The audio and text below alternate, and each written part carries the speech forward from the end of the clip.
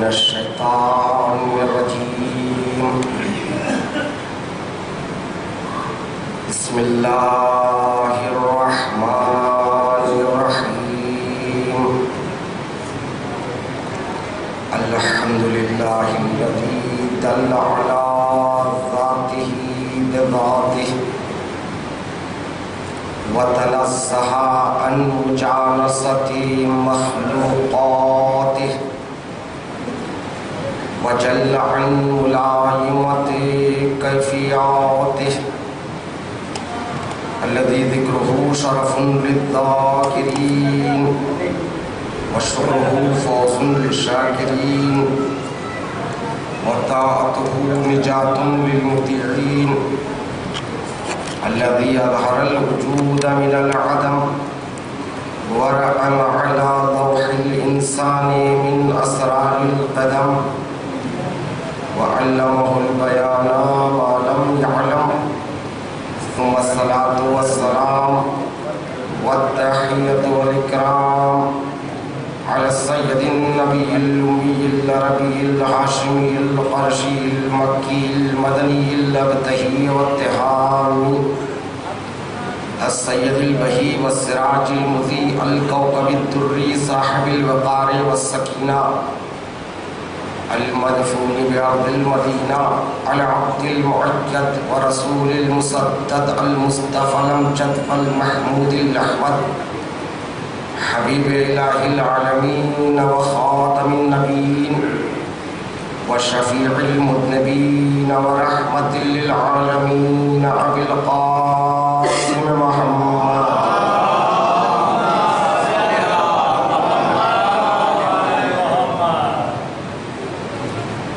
وآله الطيبين الطاهرين المعصومين المظلومين المنتخبين الصابرين الشاكرين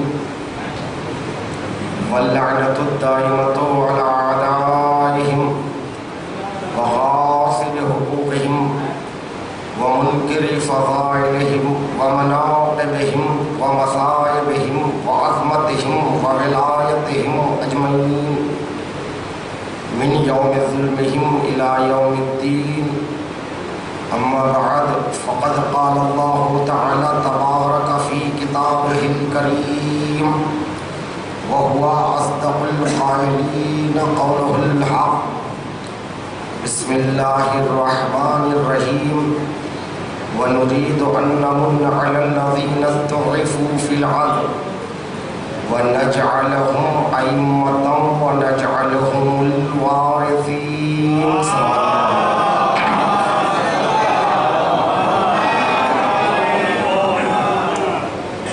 حضرات کرام قدر، الحمدللہ آپ حضرات مسلسل پہلی محرم سے اسی منبر سے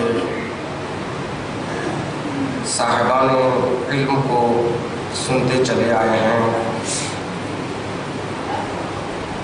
اور اس منبر کا یہ امتیاز رہا ہے یہاں پر جنہیں دعوت دی جاتی ہے وہ صاحب علم ہی ہوتا ہے. امید کرتا ہوں اور دعا کرتا ہوں پروردگار اس جذبے کو اور اس سلسلے کو قائم و دائم رکھے. ان علماء کے درمیان ایک فرد کم آیا اور کم علم بحیثیت طالب علم مجھے بھی کچھ عرائض قرآن و حدیث کے حوالے سے آپ تک پہنچانے کا موقع ملا ہے. یہ میں اپنے لیے شرف سمجھتا ہوں. حضرات کرام قدر، یہاں پر آپ نے دیکھا ہوگا میری گفتگو کا موضوع ہے انتظار اور عدالت. انشاءاللہ پانچوں مجلسیں باقاعد حیات اسی عنوان کے تحت چند باتیں آپ کے اذہان عالیہ تک منتقل کرنے کی کوشش کرتا رہوں گا۔ خالق کائنات اعلان کر رہا ہے سورہ قصص کی 5ویں آیہ کریمہ میں، وَنُرِيدُ أَن نَّمُنَّ عَلَى الَّذِينَ اسْتُضْعِفُوا فِي الْأَرْضِ وَنَجْعَلَهُمْ أَئِمَّةً وَنَجْعَلَهُمُ الْوَارِثِينَ۔ گو کہ یہ آیہ کریمہ انبیاء بنی اسرائیل سے متعلق ہے، کیونکہ اس آیت سے ما قبل والی آیتیں انبیاء بنی اسرائیل کا جن میں تذکرہ ہے، اور پروردگار عالم یہ اعلان کر رہا ہے ہم چاہتے ہیں ان لوگوں پر احسان کرے جنہیں زمین پر کمزور بنا دیا گیا ہے۔ تمام مفسرین کا اس بات پر اتفاق ہے، آیت اپنی جگہ ایک مفہوم عام رکھتی ہے، صرف انبیاء بنی اسرائیل سے مخصوص نہیں ہے۔ آیت جو ہے وہ مفہوم عام رکھتی ہے، پروردگار عالم کا ارادہ تمام ائمہ کے لیے ہے، وہ چاہتا ہے، وَنُرِيدُ پروردگار عالم اعلان کر رہا ہے ہم چاہتے ہیں، أَن نَّمُنَّ منت کہتے ہیں احسان گزاری، احسان کرنا، منت گزاری یعنی احسان کرنا، أَن نَّمُنَّ عَلَى الَّذِينَ اسْتُضْعِفُوا ہم چاہتے ہیں ان لوگوں پر احسان کرے جنہیں زمین پر کمزور بنا دیا گیا ہے۔ یہ نہیں کہا جو زمین پر کمزور ہیں۔ لطافت قرآن اور بلاغت قرآن کو ملاحظہ فرمائیے، یہ ایک ہے ضعیف اور ایک ہے مستضعف۔ ضعیف اور مستضعف میں فرق کیا ہے؟ ضعیف یعنی کمزور، کوئی عقل سے کمزور ہوتا ہے، کوئی فکر سے کمزور ہوتا ہے، کوئی علم سے کمزور ہوتا ہے، کوئی نفس اعضاء کی وجہ سے کمزور ہوتا ہے، کوئی کلچر کے اعتبار سے کمزور ہوتا ہے، فرہنگ کے اعتبار سے، ثقافت کے اعتبار سے، مختلف اعتبارات سے کمزور ہو سکتا ہے، مگر پروردگار عالم یہاں کمزوروں کا ذکر نہیں کر رہا ہے۔ جو ہر اعتبار سے کامل ہے، علم میں بھی کامل ہے، فکر میں بھی کامل ہے، ثقافتی لحاظ سے بھی کامل ہے، ہنر کے لحاظ سے بھی کامل ہے، خاندان کے لحاظ سے بھی کامل ہے، ہر اعتبار سے مکمل ہے، مگر زمانے کے ظلم و ستم نے انہیں کمزور بنا دیا۔ یہ کمزور نہیں ہے، یہ ہر اعتبار سے مکمل ہے، مگر زمانے کے ظلم و ستم نے انہیں کمزور بنا دیا۔ لہذا پروردگار عالم یہ اعلان کر رہا ہے ہم چاہتے ہیں ان پر احسان کرے جنہیں زمین پر کمزور بنا دیا گیا ہے۔ احسان کیا کرنا چاہتا ہے؟ نَجْعَلَهُمْ أَئِمَّةً وَنَجْعَلَهُمُ الْوَارِثِينَ ہم انہیں زمین پر رہبر قرار دیں گے، پیشوا قرار دیں گے، امام قرار دیں گے، اور انہی کو وارث زمین بنائیں گے۔ صلوات پڑھے محمد والے محمد۔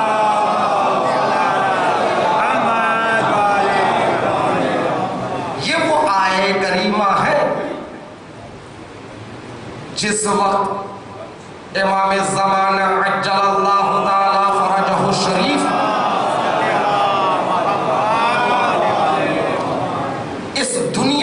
تشریف لاتے ہیں، یعنی 15 شعبان صبح صادق 255 ہجری امام عسکری علیہ السلام نے اپنی پھوپھی حکیمہ خاتون سے یہ کہتے ہیں، پھوپھی جان آج شام میں افطار میرے گھر کرنا، اس لیے کہ آج رات میں میرے گھر حجت خدا آنے والا ہے۔ حکیمہ خاتون نے سامرہ میں افطار اپنے بھتیجے کے گھر یعنی امام عسکری کے گھر کرتی ہیں اور سوال کرتی ہے، یہ بتاؤ کہ کس کی شکم مبارک سے یہ حجت خدا آنے والا ہے؟ تو امام نے کہا نرجس خاتون کی شکم مبارک سے حجت خدا اس دنیا میں آنے والا ہے، متولد ہونے والا ہے۔ آثار حمل تو دکھائی نہیں دے رہے ہیں۔ امام نے فرمایا حجت خدا آنے والا ہے تو عام لوگوں کی طرح سے نہیں آئے گا۔ رات بھر حکیمہ خاتون انتظار کرتی ہے، صبح صادق قریب ہے۔ ایک مرتبہ حکیمہ خاتون امام سے یہ کہنے کے لیے کمرے سے باہر جا رہی تھی، اب تو رات کا حصہ بھی ختم ہونے جا رہا ہے مگر حجت خدا کے متولد ہونے کے آثار نمودار نہیں ہوئے ہیں، بس یہ کہنے کی ارادے سے قدم کمرے سے باہر رکھنا ہی چاہتی تھی۔ خود حکیمہ خاتون کا بیان ہے، ایک مرتبہ کمرے میں نور کا ظہور ہوتا ہے۔ جب نور کا ظہور ہوتا ہے تو پھر اس کے بعد کیا دیکھا؟ ایک بچہ ہے زمین پر سجدہ کر رہا ہے اور اس کے زبان پر یہی آیے کریمہ ہے، وَنُرِيدُ أَن نَّمُنَّ عَلَى الَّذِينَ اسْتُضْعِفُوا فِي الْأَرْضِ وَنَجْعَلَهُمْ أَئِمَّةً وَنَجْعَلَهُمُ الْوَارِثِينَ۔ صلوات پڑھے محمد والے محمد۔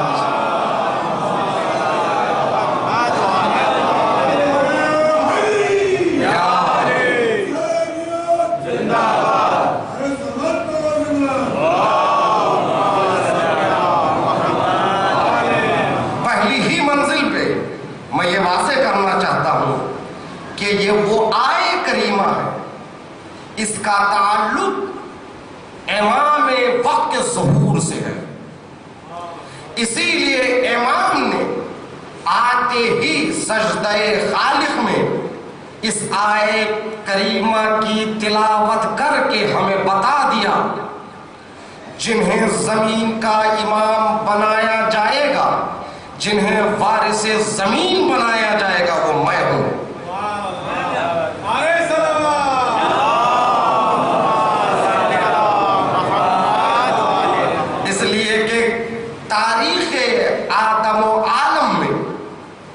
جتنا ظلم اہل بیت پر ہوا اتنا ظلم کسی خاندان پر نہیں ہوا۔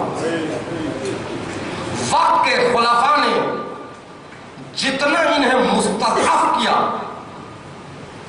جتنا انہیں دبایا، جتنا ان پر ظلم کیا، کسی خاندان پر نہیں کیا۔ لہذا پروردگار عالم کا یہ اعلان ہے، ہم اس کو وارث زمین بنائیں گے، ہم اس کو امام قرار دیں گے جنہیں زمین پر کمزور بنا دیا گیا۔ تو عزیزان محترم وہ آئیں گے تو وہ کریں گے کیا؟ 100 سے زیادہ حدیثیں ہمارے پاس موجود ہیں۔ آیت اللہ رائے شہری کی تحقیق ہے، یہ میں اپنی تحقیق نہیں بلکہ ان کی تحقیق کو انہی کے حوالے سے آپ کے سپرد کر رہا ہوں۔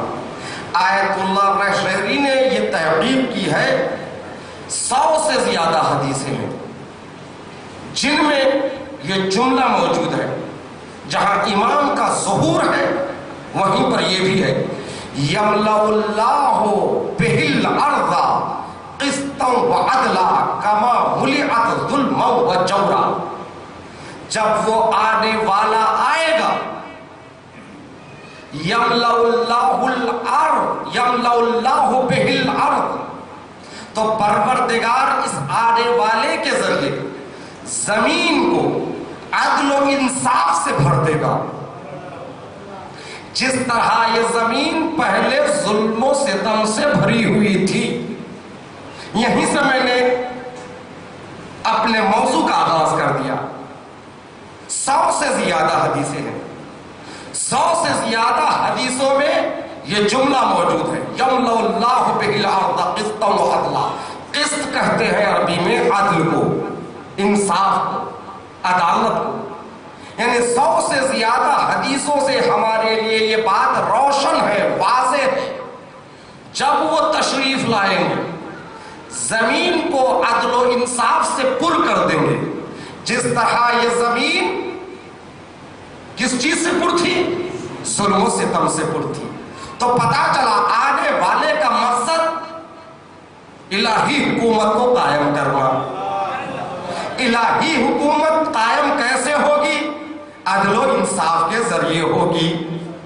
اب اس حکومت میں جو بھی ہمکاری کرنا چاہتا ہے, امام کے ساتھ ہونا چاہتا ہے, امام کے ناصروں میں شریک ہونا چاہتا ہے, امام کے انصاروں میں اپنا نام لکھانا چاہتا ہے, اس میں کون سی صفت ہونی چاہیے؟ کیونکہ آنے والے کا مقصد یہی ہے, عدل و انصاف کی حکومت قائم کرے گا.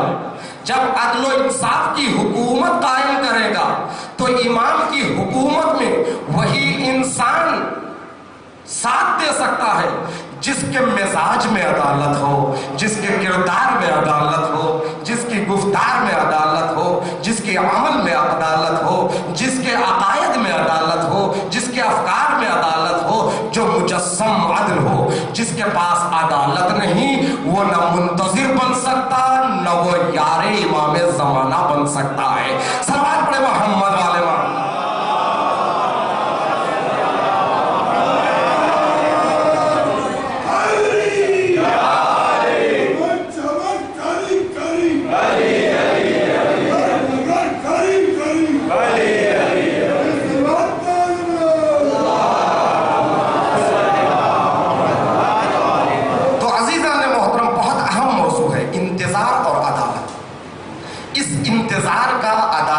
کیا ربط ہے؟ اس لیے کہ 100 سے زیادہ حدیثیں جس میں یہ کہا گیا آنے والا عدل و انصاف کی حکومت کو قائم کرے گا. توجہ چاہتا ہوں, آپ اور ہم کسی بھی پارٹی سے اگر جوائن ہوتے ہیں, منسلک ہوتے ہیں, تو دیکھتے کیا ہے؟ آپ کے مزاج کے مطابق ہے کہ نہیں, آپ کی طبیعت کے مطابق ہے کہ نہیں, آپ جیسا چاہتے ہیں ویسے ہے کہ نہیں.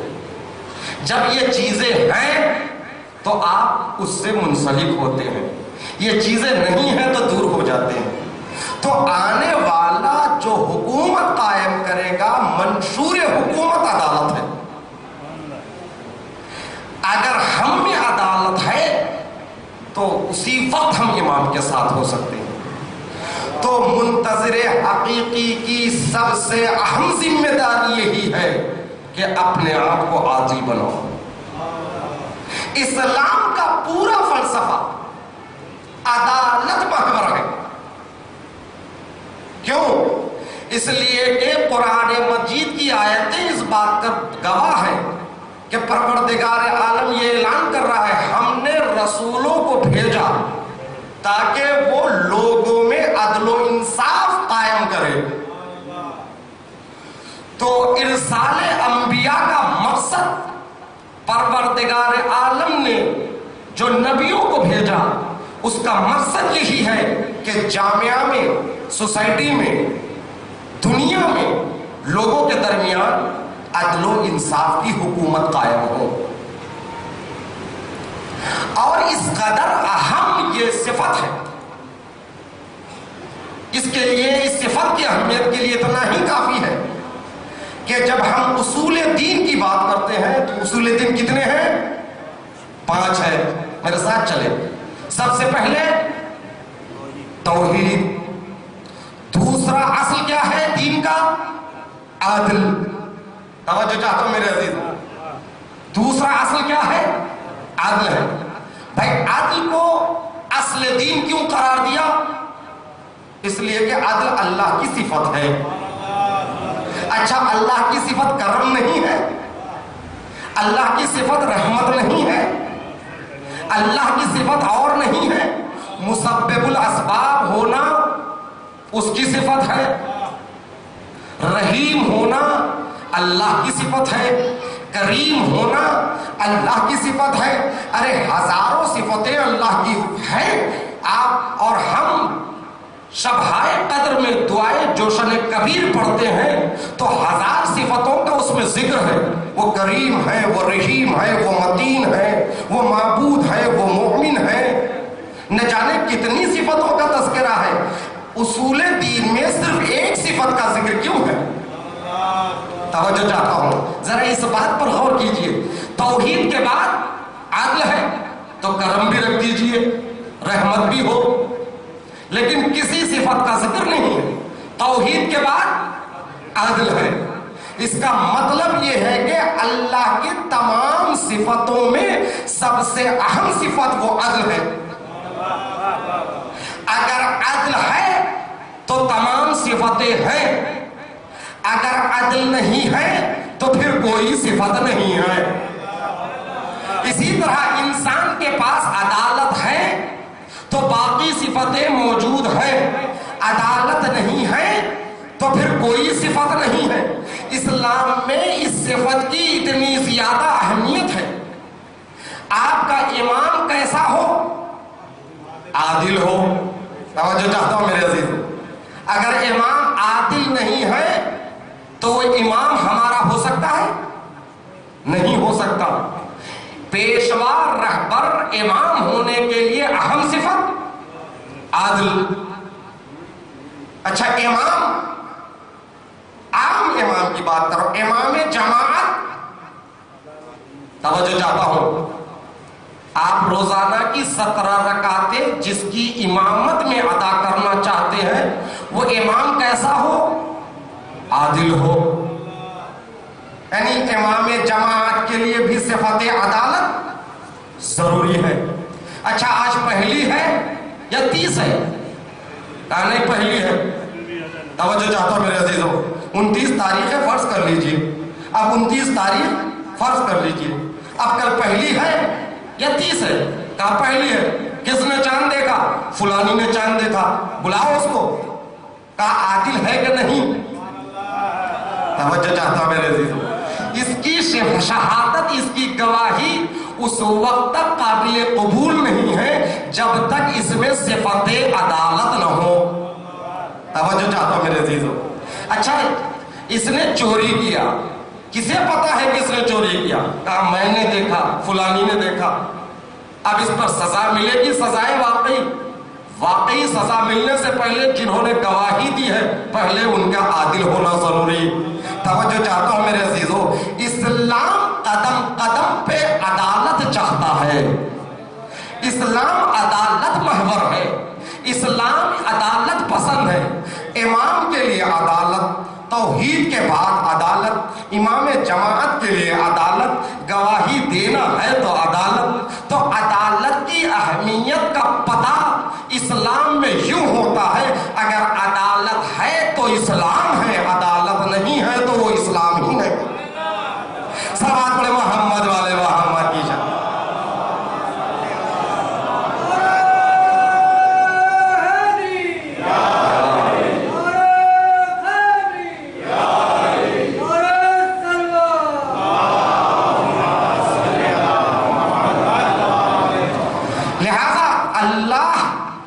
جو حکومت کو قائم کرے گا وہ عدل و انصاف کی حکومت ہوگی۔ ایک اور آیت ہے جس میں ارشاد رب العزت ہو رہا ہے، شہد اللہ انہ لا الہ الا ہو والملائکۃ واولو العلم قائما بالقسط۔ پروردگار عالم گواہی دیا، اللہ نے گواہی دی ہے۔ کیا گواہی دیا اللہ نے؟ انہ لا الہ الا ہو، کوئی معبود نہیں اس کے سوا۔ اور ملائکہ نے بھی یہی گواہی دی ہے، اور صاحبان علم साहिबान इल्म से मुराद मुफस्सरीन का कहना है अइम्मा। अइम्मा ने भी गवाही दी है कि उसके अलावा कोई माबूद नहीं, मगर वो है कैसा? कायमन बिल क़िस्त, वो क़याम करेगा, वो हुकूमत कायम करेगा। किसके जरिए? बिल क़िस्त, अदालत के जरिए। तवज्जो चाहता हूं मेरे अजीजों, हुकूमत कौन कायम करेगा? परवरदिगार आलम। किसके जरिए? अदालत के जरिए। देखिए, हुकूमत कायम करने के लिए दो चीजें जरूरी है, एक मंशूर हुकूमत, एक मंशूर तर्ज हुकूमत, और दूसरा है इजराए अमल। पहले आपके पास दस्तूर हो, फिर उसके बाद उस दस्तूर इजराई मरहले से गुजरे। बात रख रहा हूं अपने अंदाज में। पहले पार्लियामेंट में कानून बनता है, कानून बनने के बाद उसके बाद मुल्क में उस कानून का इजरा होता है। पहले पार्लियामेंट में कानून तस्वीब होते हैं, कानून के तस्वीब के बाद, कानून के बनने के बाद, उसके बाद वो कानून हुकूमत की सरहदें जहां तक है, ममलिकत की सरहदें जहां तक है, वहां तक इस कानून की हुकूमत होगी। हिंदुस्तान के लिए कानून बना तो सिर्फ हिंदुस्तान के लिए कानून है। हिंदुस्तान का पार्लियामेंट अमेरिका के लिए कानून नहीं बना सकता, हिंदुस्तान का कानून अमेरिका में जारी नहीं हो सकता। हिंदुस्तान का कानून हिंदुस्तान में जारी होगा, अमेरिका का कानून अमेरिका में जारी होगा। तवज्जो चाहता हूं मेरे अजीजों, मगर अल्लाह का जो कानून है वो कुरान मजीद है। ये कुरान मजीद जो कानून इलाही का सरचश्मा है, न किसी जगह से मखसूस है, न किसी जमाने से मखसूस है। ये कयामत तक के लिए है और हर जगह के लिए है। कानून को अल्लाह ने पेश कर दिया, अब इस कानून को इजरा करना है पूरी कायनात में। किसी खास खित्ते के लिए कानून नहीं है, हर जगह के लिए कानून है। इसका मतलब कुरान वो कानून इलाही है जिसके लिए सरहदें नहीं है। जहां जहां तक कायनात है वहां तक ये कानून इलाही है। मगर आप बताइए, दुनिया के खित्ते खित्ते में कहीं कुरान की हाकिमियत है? कुरान की हाकिमियत है? कुरान बतौर दस्तूर अमल है, लेकिन कुरान के कवानीन पूरी दुनिया में जारी हुए हैं? है नहीं? नहीं है।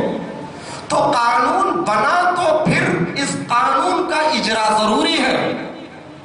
जब तक इस कानून का इजरा न हो तब तक ये कानून इलाही का असल फायदा हासिल नहीं होगा। अब ये किताब खुदा, ये कानून इलाही का सरचश्मा, ये पूरी कायनात में कब जारी होगा? परवरदिगार आलम ऐलान कर रहा है कि अल्लाह गवाही देता है कि उसके सिवा कोई माबूद नहीं है, वो कायमन बिल क़िस्त है। वो कानून के जरिए हुकूमत को कायम करेगा। जब तक कुरान करीम का कानून पूरी दुनिया पर हाकिम न हो जाए, उस वक्त तक इस कुरान का पूरा फायदा हासिल नहीं हुआ। मगर परवरदिगार आलम जिस्मो जिस्मानियात से मुबर्रा है, जिस्मो जिस्मानियात से बुलंद है, लिहाजा वो आकर कानून को जारी नहीं कर सकता। लिहाजा कोई हस्ती ऐसी हो वो उसको भेजेगा और उसके जरिए से सारी कायनात पर अदल इंसाफ के जरिए हुकूमत करेगा। तो तमाम मुफस्सिरीन का कहना है कायमन बिल क़िस्त, वो हुकूमत करेगा अदालत के जरिए। उसकी हुकूमत होगी अहले बैत के जरिए, उसकी हुकूमत होगी इमाम ज़माना के जरिए। सल्लल्लाहु अलैहि मोहम्मद वाले मोहम्मद।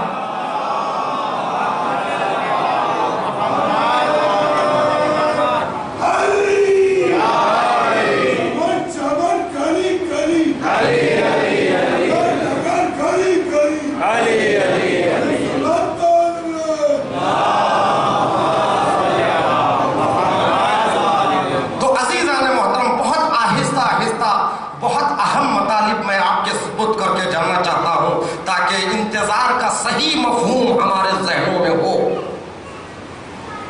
اور عدالت کے صحیح معنی ہمارے ذہنوں میں موجود ہو۔ اب سوال یہ پیدا ہوتا ہے، پروردگار قانون تو پہلے بنا دیا، جاری کیوں نہیں کر دیتا؟ یا دوسرے لفظوں میں یوں کہوں، جس کو قانون اجرا کرنا ہے اسے جلد سے جلد بھیج کیوں نہیں دیتا؟ قانون تو آمادہ ہے، کتاب الہی قرآن مجید، اور اس قرآن کریم کے ذریعے ساری دنیا میں حکومت امام کی ہوگی، قانون موجود ہے۔ اب اس قانون کے اجرا میں دیر کیوں ہو رہی ہے؟ کسی نے امام سے سوال کیا، شاید امام رضا علیہ السلام سے،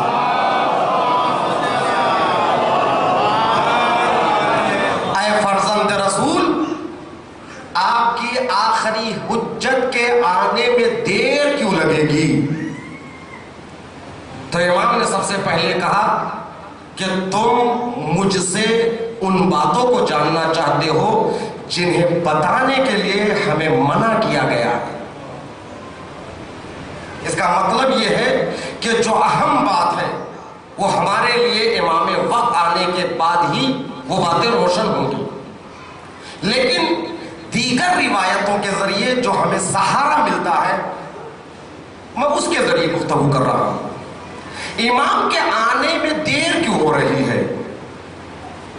دیر ہونے کی کئی وجہ ہے، ان میں سے سب سے اہم وجہ جو میں آج بیان کرنے جا رہا ہوں، بزرگوں سے معذرت کے ساتھ جوانوں کے لیے عرض کر رہا ہوں، شاید یہ وجہ اس اعتبار سے، اس زاویہ فکر سے کم بیان ہوا ہے۔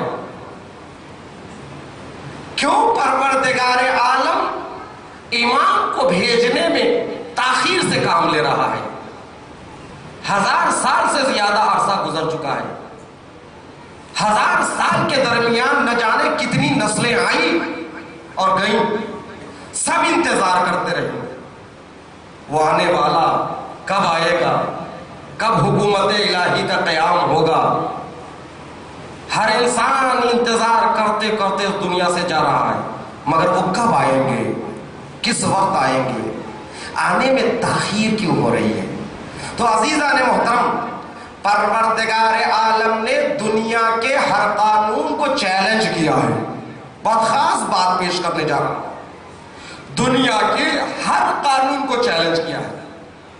دنیا میں آج کتنی مکاتب فکر ہیں، آج کے پڑھے لکھے نوجوان جانتے ہیں، سوشلزم، مارکسزم، کمیونزم، یہ تمام جو ازمز ہیں نا، نہ جانے اور بھی کتنی ازمز ہیں، یہ ان کو کہتے ہیں مکتب فکر، یعنی ان کا ایک نظریہ۔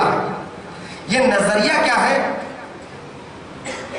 صحیح اور ستھری حکومت، یعنی بہترین حکومت دینے کا نظریہ ہمارے پاس ہے۔ مارکسزم کا کہنا یہ ہے کہ ہمارے پاس وہ آئیڈیالوجی ہے جس کے ذریعے سے ہم صحیح حکومت کو قائم کر سکتے ہیں۔ سوشلزم کا کہنا یہ ہے کہ نہیں، ہمارے پاس بہترین نظریہ ہے۔ مارکسزم کا کہنا ہے کہ نہیں، ہمارے پاس ہے۔ کمیونزم کا نظریہ یہ ہے کہ نہیں، ہمارے پاس ہے۔ میں ازمز کا خلاصہ بھی کر سکتا ہوں، کس کا کیا نظریہ ہے، کس نظریے کا بانی کون ہے، مگر اس میں وقت خراب نہیں کرنا ہے، اس کا مطالعہ آپ کر لیجیے۔ مگر تمام مکاتب فکر کا یہ کہنا ہے کہ بہترین حکومت کا نظریہ ہمارے پاس ہے۔ اگر ان کو حکومت کرنے کا موقع نہ ملتا تو دنیا یہ کہتی کہ اگر حکومت انہیں دی جاتی تو شاید ہو سکتا ہے یہ اپنے نظریے کے ذریعے ایک بہترین حکومت کر کے ثابت کر دے کہ ان کا کہنا سچ ہے۔ سامنے کی بات لے لیجیے، ہمارے ہندوستان میں حکومت ہے، ایک پارٹی اپوزیشن میں ہوتی ہے، ایک پارٹی حکومت میں ہوتی ہے۔ ایک ایسی پارٹی جو ہمیشہ حکومت میں کبھی نہیں آئی مگر اپوزیشن میں ہوتی ہے، تو وہ پارٹی یہی کہتی ہے ہمیں ووٹ دیجیے، ہمیں سرکار بنانے کا موقع دیجیے، ہم بہترین حکومت دیں گے، ہماری حکومت سے اچھے دن آئیں گے۔ توجہ چاہتا ہوں میرے عزیزو، ہم اچھی حکومت دیں گے، کہتی ہے جب تک وہ اپوزیشن میں ہوتی ہے. اگر زندگی بھر وہ پارٹیاں اپوزیشن میں رہیں گی تو زندگی بھر یہ کہتی رہے گی آپ نے ہمیں موقع ہی نہیں دیا. موقع دے کے تو دیکھتے کہ ہماری کیسی حکومت ہوگی. کرپشن ہماری حکومت میں نہیں ہوگا, عدل و انصاف ہماری حکومت میں ہوگی, ہر مستحق کو اس کا حق دیا جائے گا, نوکریاں ہم دیں گے. یہ تمام باتیں کب ہوتی ہیں؟ جب تک پارٹیاں اپوزیشن میں ہوتی ہیں. اور عوام بھی چاہتی کیا ہے؟ ہر پارٹی کو آزمائیں, اس لیے کہ ایک پارٹی کو ہٹا کر دوسری پارٹی کے حوالے حکومت کرنا خود اس بات کی دلیل ہے کہ عوام نے اس پارٹی کو انکار کر دیا, نکار دیا. کیوں؟ کہ اس پارٹی نے ہمیں اچھی حکومت نہیں دی ہے. تو ہر پارٹی کا یہ نظریہ ہوتا ہے اچھی حکومت کا طریقہ ہمارے پاس ہے, بہترین منشور ہمارے پاس ہے. تو عزیزان محترم, آج جو جتنے مکاتب فکر ہے سب کا یہ دعویٰ ہے, مگر اگر ان میں سے کسی ایک کو کہیں حکومت کرنے کا موقع نہ ملتا تو مرتے دم تک انہیں یہ کہنے کا حق رہتا کہ ہمیں حکومت دے کے تو دیکھتے, پھر ہم عدل و انصاف کی حکومت کر کے بتاتے. لہذا پروردگار عالم قیامت تک یعنی ظہور ایمان تک کسی بھی مکتب فکر کی شکایت کو باقی نہیں رکھے گا. کسی بھی مکتب فکر کی شکایت کو باقی نہیں رکھے گا. ہر مکتب فکر کو زمین کے کسی نہ کسی حصے میں حکومت دے کر موقع دے گا کہ پہلے تم عدل و انصاف کی حکومت کر کے تو دکھاؤ. جب دنیا کے تمام مکاتب فکر عدل و انصاف کی حکومت دینے سے عاجز ہو جائیں گے, قاصر ہو جائیں گے, اب کسی مکتب حکم کا کسی بھی مکتب فکر کا دعویٰ نہیں ہوگا, اب کوئی مکتب فکر باقی نہیں ہوگی. ہر مکتب فکر کو موقع دیا جائے گا. جب تمام مکاتب فکر کے افکار ماند پڑ جائیں گے اس وقت پردہ غیب سے امام کو بھیج کر کہے گا اب کسی کے پاس کوئی مکتب فکر نہیں ہے. بالکل اس کی مثال ایسے ہی ہے. خیبر میں رسول نے 40ویں دن علی کو کیوں بلایا؟ 40ویں دن کیوں بلایا؟ اگر علی ہی کے ہاتھوں خیبر کو فتح کرنا ہے تو پہلے ہی دن بلا لیتے, دوسرے دن بلا لیتے, تیسرے دن بلا لیتے. نہیں, ایک نہیں, 2 نہیں, 3 نہیں, 40 دن تک خیبر میں انتظار ہوا. کیوں؟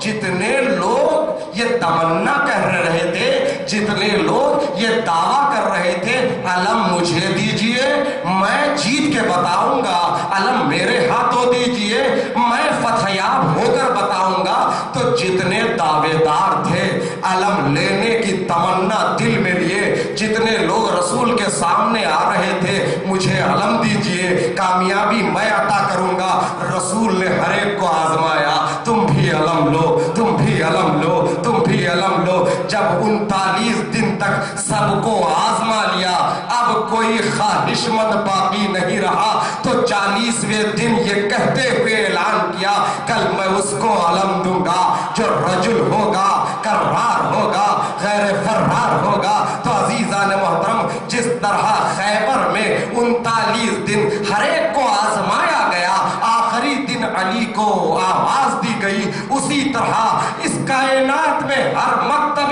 فکر کو کسی نہ کسی زمین کے خطے پر حکومت کرنے کا موقع دیا جائے گا.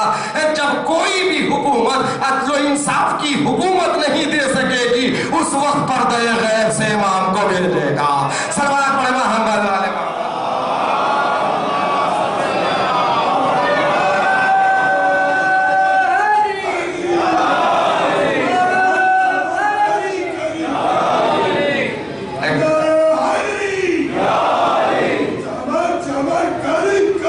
Yeah.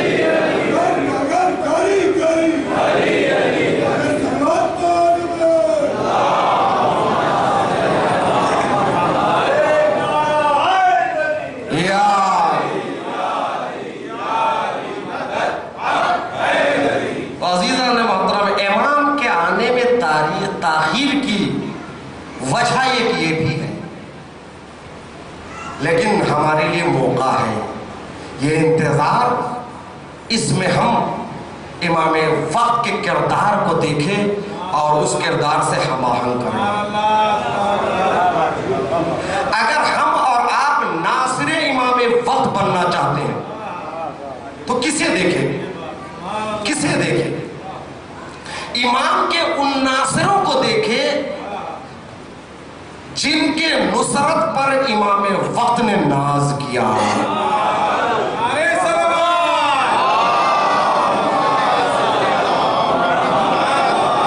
وہ کون ہیں؟ امام حسین کے اصحاب و انصار۔ امام حسین نے یہ فرمایا، جیسے اصحاب مجھے ملے، نہ میرے نانا کو ملے، نہ میرے بابا کو ملے، نہ میرے بھائی کو ملے۔ یہ انصار حسین ابن علی کے کردار پر نظر کریں، یہ کیسے تھے؟ یہ جیسے ہیں ویسے بننے کی کوشش کریں۔ ہم اگر اپنے وقت کے امام کی نصرت کرنا چاہتے ہیں، حقیقی ناصر بننا چاہتے ہیں، حقیقی منتظر بننا چاہتے ہیں، ان ناصران حسین کو دیکھیں۔ وہ ناصران حسین کیسے تھے؟ 72 کے 72 یہ قبیلے کے نہیں تھے، یہ خاندان کے نہیں تھے، سب کا علم ایک جیسا نہیں تھا۔ کوئی عالم تھا، اتنا بڑا عالم کہ خود امام نے فقیر کہا، حبیب ابن مظاہر۔ کوئی عام سیدھا سا ایک مرد میدان، عالم نہیں تھا۔ کوئی فقیر، کوئی کم علم، کوئی مدینے کا، کوئی مکے کا۔ توجہ چاہتا ہوں میرے عزیزو، کوئی آقا، کوئی غلام، کوئی کالا، کوئی گورا، کوئی مدینے کا، کوئی بصرے کا، کوئی کوفے کا، کوئی جوان، کوئی بوڑھا، کوئی مرد، کوئی عورت۔ توجہ چاہتا ہوں میرے عزیزو، ارے کوئی شیعہ، کوئی اہل سنت سے۔ توجہ چاہتا ہوں میرے عزیزو، زہیر ابن قین، مذہب کا اختلاف، مسلک کا اختلاف۔ ارے یہیں تک نہیں، کوئی عیسائی، وہابی قلبی۔ توجہ چاہتا ہوں میرے عزیزو، یہ ناصران امام حسین ہے۔ رنگوں کا اختلاف، نسلوں کا اختلاف، خاندانوں کا اختلاف، قبیلوں کا اختلاف، شہروں کا اختلاف، فکروں کا اختلاف، علم کا اختلاف، مراتب کا اختلاف، ہر اعتبار سے سب الگ الگ تھے، سب الگ تھے۔ کب تک الگ تھے؟ جب تک حسین سے دور تھے۔ جب تک حسین سے دور تھے سب الگ الگ تھے۔ نسلوں کا فرق، رنگوں کا فرق، سن کا فرق، علم کا فرق، فکر کا فرق، مراتب کا فرق، یہ جتنے اختلافات تھے، یہ جو الگ الگ ہے، یہ اس وقت تک الگ تھے جب تک حسین سے دور تھے، حسین کے فکر سے دور تھے۔ مگر جب امام حسین کے قریب آ گئے، اب نہ کوئی مکی ہے نہ مدنی ہے، کوئی عالم ہے نہ کوئی جاہل ہے، نہ کوئی بوڑھا ہے نہ کوئی جوان ہے، نہ کوئی آقا ہے نہ کوئی غلام ہے، نہ کوئی سنی ہے نہ شیعہ ہے، نہ کوئی عیسائی ہے، اور نہ کوئی کالا ہے نہ گورا ہے۔ 72 کے 72 کا ایک رنگ ہے، اس رنگ کا نام ہے حسینی رنگ ہے۔ اب جو حسین کے قریب آ گئے، سب کا کردار ایک ہے، سب کی رفتار ایک ہے، سب کی گفتار ایک ہے، سب کا عقیدہ ایک ہے، سب کا عمل ایک ہے، سب کا جذبہ ایک ہے۔ تو عزیزان محترم، ہمیں اور آپ کو ناصر امام زمانہ بننا ہے، تو یہیں سے ہم درس لیں کہ وہ کیسے ناصر تھے۔ وہ الگ الگ ہوتے ہوئے بھی امام کے قریب آ گئے تو سب ایک ہو گئے، ایسے ایک ہو گئے، کردار ایک، رفتار ایک، گفتار ایک، ارادہ ایک، اور ان کا عقیدہ ایک، ان کا عمل ایک۔ تو عزیزان محترم، امام کی معیت کا مطلب یہ ہے کہ جب الگ الگ ہوتے ہیں مگر امام کے قریب آ جاتے ہیں تو سب ایک ہو جاتے ہیں۔ مگر ذرا اپنے اوپر نظر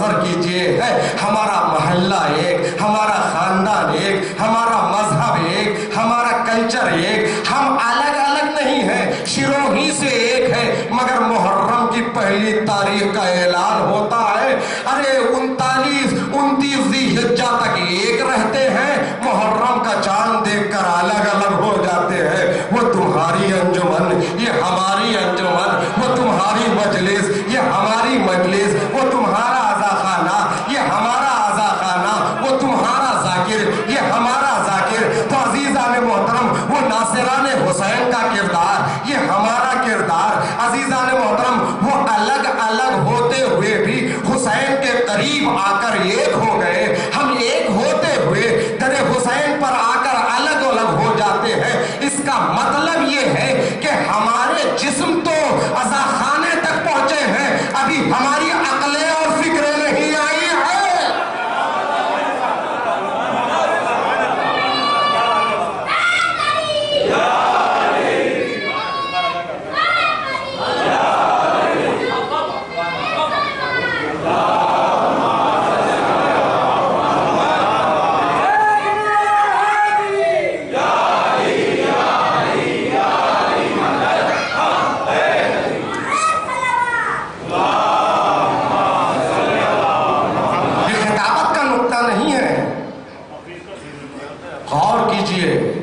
ہم اور آپ امام وقت کے ناصر بننا چاہتے ہیں، کردار اصحاب حسین سے ہم کتنے دور ہیں، کس قدر دور ہے۔ انشاءاللہ آنے والی مجلسوں میں اسی موضوع پر میں بہت کچھ عرض کرنا چاہتا ہوں۔ ہم کو کیا بڑھنا چاہیے، عدالت کسے کہتے ہیں، حقیقی انتظار کیا ہے۔ اگر ہم جس انداز کا انتظار کر رہے ہیں اختلافات کے ذریعے، ہم میں سے بہت زیادہ انتظار کرنے والے ایسے ہوں گے جو امام کے ظہور کے بعد امام کے مخالف صفوں میں نظر آئیں گے۔ توجہ چاہتا ہوں میرے عزیزو، تاریخ گواہ ہے، وقت کی کمی ہے، ورنہ میں ابھی عرض کرتا امام حسین کا انتظار جو کوفے میں کر رہے تھے، امام آئیے، امام آئیے، خط لکھ رہے تھے۔ شبث ربعی جس نے خط لکھا تھا امام حسین کو، آقا، وہ خط تاریخ کے دامن میں محفوظ ہے، کہہ رہے آقا آئیے، پھل پک چکے ہیں، نہریں جاری ہیں۔ یہی شبث ربعی کربلا میں یزید کے لشکر میں تھا، اور اس کی ذمہ داری یہ تھی،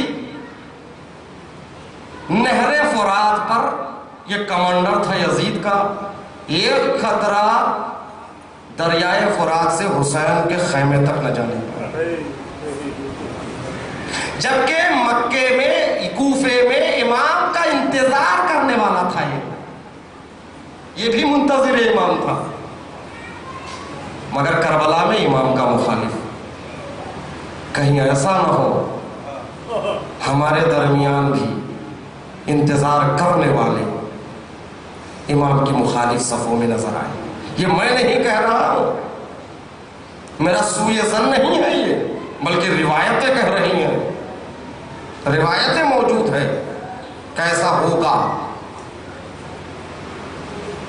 ہاں زادارو، اسی لیے کربلا کو ہمیں اس زاویہ فکر سے مطالعہ کرنے کی ضرورت ہے، وہ کیسے ناصران حسین تھے۔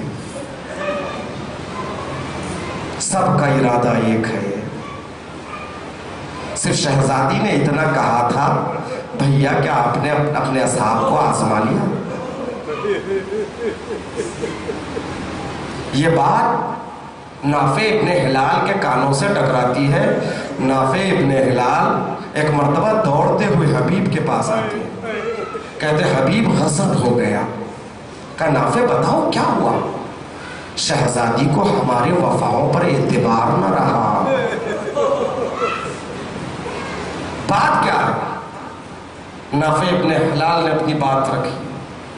حبیب خیمے سے باہر آتے ہیں، آواز دیتے ہیں، اے انصار حسین ذرا خیمے سے باہر آؤ، امتحان کا موقع ہے۔ عباس آتے ہیں، علی اکبر آتے ہیں، قاسم آتے ہیں۔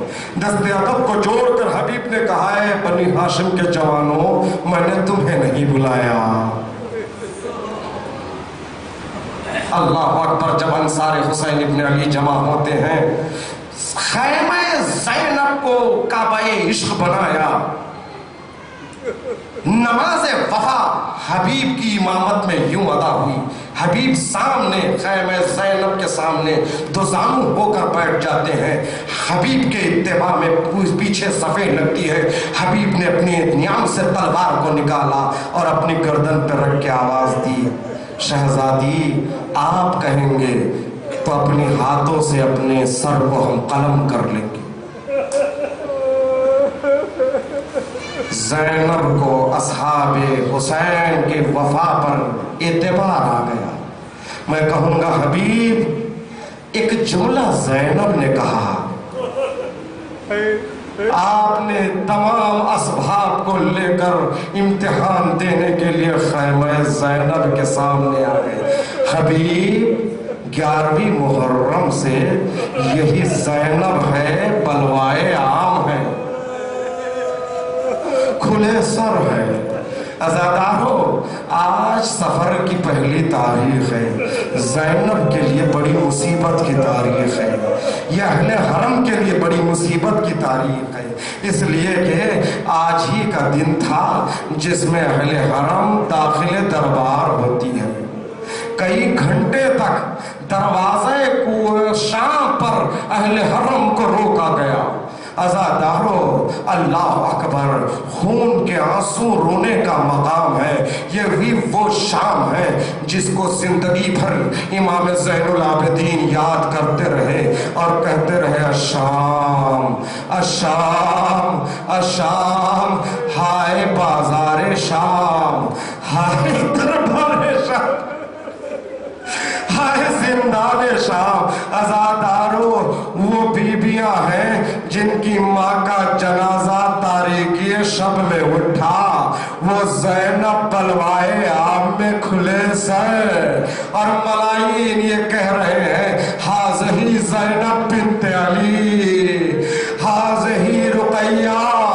عزادارو، 700 کرسی نشین کا مجمع دربار شام میں یزید بیٹھا ہے، قرآن کی توہین کر رہا ہے، وہی کا مذاق اڑا رہا ہے، کہہ رہا ہے، لعبت ہاشم، لعبت بنو ہاشم بالملک، لا خبر جا ولا وحی نزل۔ یہ بنو ہاشم کا کھیل ہے، نہ کوئی آیت نازل ہوئی، نہ کوئی حدیث نازل ہوتی ہے۔ عزادارو، اسلام کی توہین کر رہا ہے، سر حسین دشتے طلا میں ہے اور ہاتھوں میں چھڑی لے کر بے ادبی کر رہا ہے۔ ہائے امام سجاد، کربلا سے لے کر مسلسل شام تک، ہاتھوں میں ہتھ کڑیاں، پیروں میں بیڑیاں، گلے میں خاردار توخ۔ عزادارو، آج ہی کا دن ہے، سید سجاد بازار شام سے گزر رہے ہیں۔ اللہ اکبر، کوئی قلب سجاد سے پوچھو، کیا گزر رہی ہوگی قلب سجاد پر؟ بلوائے عام، کوٹھوں پر بیبیاں کھڑے ہو کر نامحرم تماشا کر رہے ہیں، زینب ہے۔ عزادارو، جب یہ قافلہ ایک مرتبہ ایک مسجد جامع سے گزر رہا تھا، ایک شخص نماز پڑھ کر مسجد سے باہر آتا ہے، سید سجاد پر اس کی نظر پڑتی ہے اور کہتا ہے، خدا کا لاکھ لاکھ شکر ہے کہ خدا نے ان خوارج کو قید کیا ہے، زندانی بنایا ہے، مقید کیا ہے۔ اتنا سننا تھا، سید سجاد نے اس بوڑھے نمازی کو قریب بلایا، کہا، بھیا ذرا ادھر آ۔ وہ جب قریب آتا ہے، عزادارو، شام وہ جگہ ہے جہاں اہل بیت کے فضائل کبھی نہیں پہنچے ہیں۔ جب سے شام حکومت اسلامی میں آیا ہے، اس وقت ہی سے یہاں پر دشمنان اسلام کا قبضہ رہا ہے، اسی لیے جب شہادت علی کی خبر پہنچتی ہے تو شام کے لوگوں نے یہ کہہ کے تعجب کیا، کیا علی نماز بھی پڑھتے تھے؟ اللہ اکبر، ان شام والوں کو پتہ نہیں ہے اہل حرم کون ہے، شام والوں کو یہ پتہ نہیں ہے کہ اہل بیت کی فضیلت کیا ہے۔ اسی لیے اس بوڑھے صحابی نے سید سجاد کو عالم اسیری میں دیکھ کر شکر کا شکر کرتا ہے۔ امام سجاد نے اس کو قریب بلایا اور فرمایا بھائی تو نے قرآن کی تلاوت کی؟ اس نے کہا ہاں میں نے قرآن کو پڑھا۔ اب ایک ایک آیت کا حوالہ سید سجاد نے دیا۔ کیا تو نے آئے معدد کی تلاوت کی؟ اس نے کہا ہاں میں نے آئے معدد کی تلاوت کی۔ آئے مباہلہ کی تلاوت کی؟ اس نے کہا ہاں میں نے آئے مباہلہ کی تلاوت کی۔ کیا تو نے آئے تطہیر کی تلاوت کی؟ اس نے کہا ہاں میں نے آئے تطہیر کی تلاوت کی۔ ایک آئے ولایت کی تلاوت کی؟ اس نے کہا ہاں میں نے آئے ولایت کی تلاوت کی۔ امام سجاد ایک ایک آیت کا حوالہ دیتے رہے۔ وہ کہتا رہا ہاں میں نے یہ آیتیں پڑھی ہیں۔ امام سجاد نے فرمایا بھائی اتنا جان لے یہ آیتیں ہماری شان میں نازل ہوئی ہیں، ہم اہل بیت ہیں۔ اتنا سننا تھا وہ بوڑھا نمازی سید سجاد کے قدموں میں سر رکھ دیتا ہے اور کہتا ہے آقا مجھے معاف کر دیجئے آقا، میں نہیں جانتا تھا مجھ سے کیا خدمت ہو سکتی ہے، آقا مجھے حکم دیجئے، اگر مجھ سے ممکن ہے تو میں خدمت انجام دوں گا۔ ایک مرتبہ سید سجاد نے کہا بھائی تو نے نادانستہ کہا، میں معاف کیا، میرا خدا معاف کیا، ہاں اگر تو خدمت ہی کرنا چاہتا ہے آگے بازار شام ہے، میری ماں بہنوں کے سر کھلے ہوئے ہیں، اگر تجھ سے ممکن ہو تو چند چادروں کا انتظام کر دینا۔ عزاداروں وہ دوڑتا ہوا بازار جاتا ہے، چند چادروں کو خرید کے لاتا ہے۔ امام نے کہا بھائی ذرا چادریں تقسیم کر دینا، ہاں اتنا خیال رہے سر کو جھکا کے چادریں دینا، سر کو جھکا کر چادریں دینا، اور اس کے ساتھ ساتھ ایک چادر میرے لیے رکھنا، ایک چادر میرے لیے رکھنا۔ عزاداروں چادریں تو تقسیم ہو گئی مگر تھوڑی دیر کے بعد دوبارہ چادروں کو چھین لیا جاتا ہے۔ اس کی سمجھ میں یہ بات نہیں آئی امام سجاد نے یہ کیوں کہا، ایک چادر کی ضرورت مجھے ہے۔ امام سجاد کے پاس ایک چادر لے کے آتا ہے، اس کی سمجھ میں یہ بات نہیں آ رہی ہے امام سجاد نے ایک چادر کس لیے مانگا۔ اس کو امام نے قریب بلایا، کہا اس چادر کو ذرا اور تہہ کر لے اور لپیٹ لے۔ اس نے اس چادر کو اور مختصر کرتا ہے، کہا امام نے اور مختصر کر، اس نے اور لپیٹ لیا۔ امام سجاد نے کہا بھائی ذرا قریب آ، وہ قریب آتا ہے، بات اس کی سمجھ میں نہیں آ رہی ہے۔ جانتے ہیں عزاداروں خاردار توق کا مطلب کیا ہے؟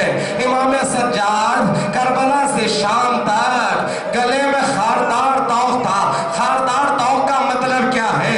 امام سجاد نے اس کو بلا کر کہا بھائی ذرا کوخ گردن کو بلند کر اور اس چادر کو میرے گردن پہ رکھ دے، پشت گردن پہ رکھنا۔ عزاداروں ایک مرتبہ اس بوڑھے نمازی نے امام سجاد کی گردن سے توق کو اٹھایا، ارے پشت گردن سے خون کا فوارہ جو خارے تھی وہ امام کے گردن میں پیوست تھی۔ عزاداروں خاردار توق کا مطلب یہ ہے کہ امام سجاد کو ایسا توق پہنایا گیا، آگے بھی خار پیچھے بھی خار، امام سر جھکاتے تو آگے کی خاریں اذیت پہنچاتی، سر کو بلند کرتے تو پیچھے کی خاریں امام کے پشت گردن میں پیوست ہو جاتی۔ ہائے سلام ہو ان زخموں پر جو منزل بہ منزل خون جاری جن سے ہوتا رہا۔ اسی طرح میرا مولا کربلا سے شام تک توخ خاردار پہن کر اپنے سفر کو جاری رکھ۔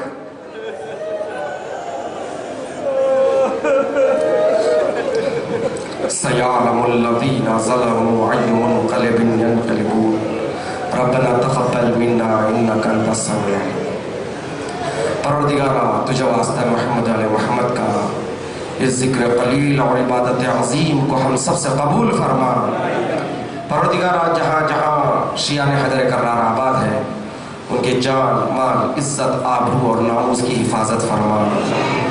مالک ہمارا خاتمہ ولایت اہل بیت پر ہو۔ پروردگارہ ہمارے جوانوں کو راہ اہل بیت پر چلتے رہنے کی توفیق عطا فرما۔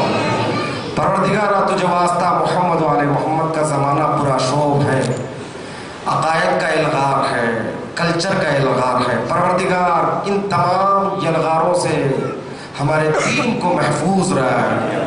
پروردگارہ منتظر واقعی امام زمانہ بننے کی ہمیں توفیق عطا فرما۔ پروردگارہ قلب نازنین امام زمانہ کو ہم سے راضی فرما۔ پروردگارہ جو حضرات یہاں پر تشریف فرما ہے ان کے دلی شرعی حاجتوں کو بر لا، ہر پریشانیوں سے نجات عطا فرما، بار بار حج و زیارات سے مشرف فرما، ہمارے مکاتب فکر کو اور روضات مطہرہ کو، مقامات مقدسہ کی حفاظت فرما۔ جو حفاظت کر رہے ہیں ان کی حفاظت فرما، جو اس راہ میں شہید ہو چکے ہیں ان کے درجات کو بلند فرما۔ پروردگارہ علماء اعلام مراجع تقلید بالخصوص آیت اللہ العظمی آغا سیستانی، رہبر معظم آیت اللہ خامنہئی، سید مقاومت سید حسن نصر اللہ کو ہمارے سروں پر سلامت رہا۔